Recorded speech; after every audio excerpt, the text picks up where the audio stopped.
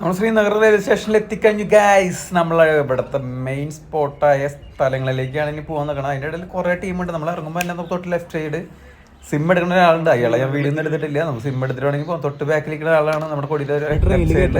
അതുകൊണ്ട് നമുക്ക് എടുക്കാം. സിം എടുത്തിട്ട് നമുക്ക് തൊട്ടടുത്ത് തന്നെ വണ്ടി വരും. ഇപ്പോൾ നമുക്ക് വീട്ടിൽ ഒരു ബസ്സാണ്, ബസ്സിൽ എടുക്കുന്ന തിരക്കാണ്. അതിന് വീഡിയോസ് നടക്കുന്നുണ്ട്. പിന്നെ കാശ്മീർ ആദ്യമായിട്ട് നമ്മളല്ലല്ലോ, രണ്ടാമത്തോട്ടാണ് പോകുന്നത്. പക്ഷേ എന്ന് വെച്ചിട്ടുണ്ടെങ്കിൽ നമ്മൾ അവിടുത്തെ ഈ റൂട്ട് നമ്മൾ ആദ്യമായിട്ട് പോകാം. കഴിഞ്ഞ റൂട്ട് നമ്മൾ വേറെ വഴി പോയിട്ടുണ്ട്.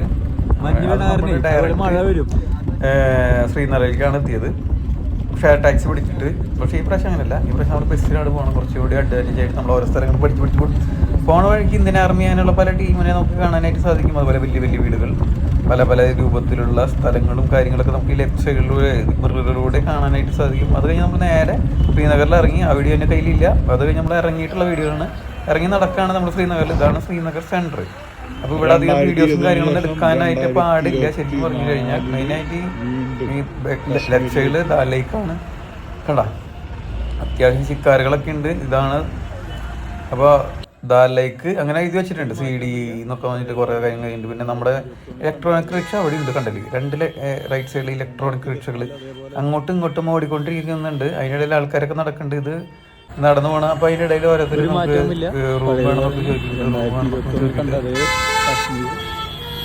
2024 അതേപോലെ തന്നെ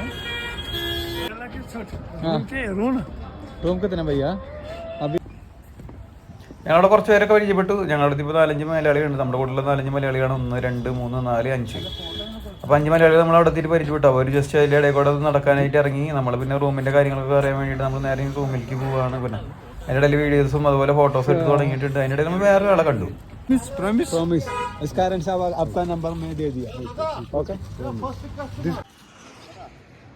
അതിനിടെ കുങ്കുമ വെക്കണ ഒരാളെ കണ്ടു. നമ്മൾ കുങ്കുമ വെക്കണ ഒരാളെ കണ്ടു. അയാളെ നമ്പറൊക്കെ നമ്മൾ മേടിച്ചു. ബാഗായിട്ട് നമ്മളവിടെ നിൽക്കുകയാണ് കേട്ടോ. ബാഗ് ലെഫ്റ്റ് സൈഡിലുണ്ട്. അതിന് റൂം തപ്പി പിടിക്കണം. റൂം സെറ്റ് ആക്കണം. കാശ്മീർ പല റേറ്റും പല റൂമുകളാണുള്ളത്. ഈ ദാൽ ലേക്ക് അടിപൊളിയാണ്. പിന്നെ ഇതല്ല, ഇത് ഫ്രീസ് നല്ല തണവാണ്. കണ്ടോ, എല്ലാവരും തണുത്ത് പറിച്ചുകൊണ്ടിരിക്കുകയാണ്. ഇനി നമ്മളിപ്പോൾ അതൊക്കെ നടന്ന് പോകണം. നമ്മൾ റൂം തപ്പി പിടിക്കണം. കണ്ടോ, അത്യാവശ്യത്തിന് നല്ല തിരക്കുള്ളൊരു സ്ഥലമൊക്കെയാണ്. റൂമൊക്കെ പിടിച്ച് സെറ്റാക്കി. അത് ഞാൻ അടുത്ത വീഡിയോയിൽ പറയാം നിങ്ങളടുത്ത്.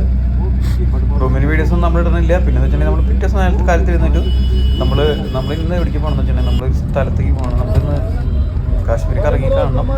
അപ്പോൾ കഴിഞ്ഞ വട്ടം വന്നിട്ട് കാശ്മീർ കറങ്ങി കാണുന്നത് ബസ്സിൽ പോകണം. ഞങ്ങൾ ടാക്സി ആയിട്ട് ബാർഗൻ ചെയ്തപ്പോൾ നമ്മൾ അവിടെ അധികം വലിയ പൈസ ഒന്നുമില്ല.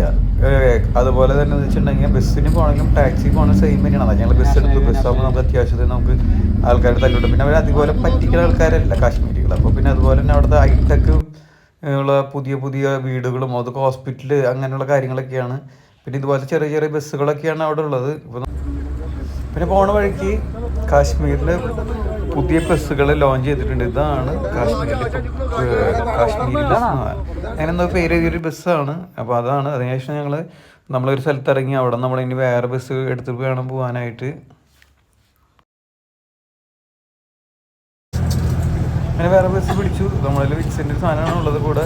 അതാണ് കയ്യിലുള്ളത്. പിന്നെ അതിൻ്റെ ബസ്സിൻ്റെ ഇടയിലും ബിസിനസ്സുകാരുണ്ട്. അതിന് തണവാണ്, നല്ല തണവാണ്. അതിൻ്റെ ഇടയിൽ നമ്മൾ പിന്നെ യാത്ര ചെയ്തുകൊണ്ടിരിക്കണം. എല്ലാവരും നല്ല തണുത്തിറങ്ങിയാണ്. കപ്പലണ്ടിക്കാരനാണോ കടലക്കാരനാണോ ബിസിനസ് ചെറിയ പിന്നെ ചെറിയ പിള്ളേരൊക്കെ നമ്മുടെ കൂടെ ഉണ്ടായിരുന്നു.